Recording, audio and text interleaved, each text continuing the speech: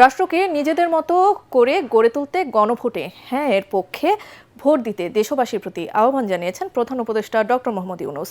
বাংলাদেশ টেলিভিশনের মাধ্যমে জাতির উদ্দেশ্যে দেয়া বার্তায় প্রধান উপদেষ্টা বলেন, বৈষম্য, শোষণ, নিপীড়ন থেকে মুক্ত হবে দেশ।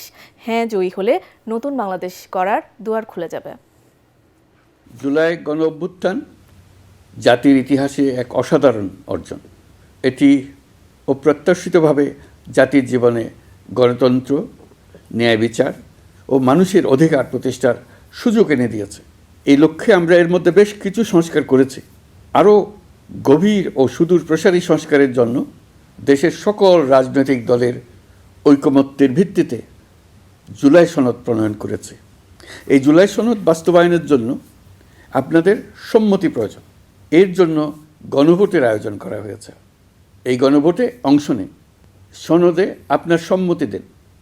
আগামী 12ই ফেব্রুয়ারি জাতীয় সংসদ নির্বাচনের দিনেই অনুষ্ঠিত হবে গণভোট। গণভোটে আপনি হ্যাঁ ভোট দিলে বৈষম্য, শোষণ আর নিপীড়ন থেকে মুক্ত হবে বাংলাদেশ। তত্ত্বাবধায়ক সরকার ও নির্বাচন কমিশন গঠনে সরকার ও বিরোধী দল একসঙ্গে কাজ করবে।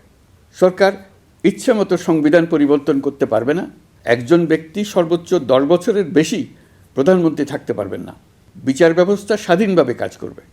সংসদে নারীদের প্রতিনিধিত্ব বাড়বে। ক্ষমতার ভারসাম্য রক্ষায় পার্লামেন্টে একটি উচ্চ কক্ষ গঠিত হবে। এরকম আরও কিছু গুরুত্বপূর্ণ প্রস্তাব এর মধ্যে রয়েছে। আমি আপনাদের সকলের প্রতি আহ্বান জানাই, আগামী নির্বাচনে গণভোটে অংশ নেন। রাষ্ট্রকে আপনার প্রত্যাশা মতো গড়ে তোলার জন্য হেঁতে সিল দেন।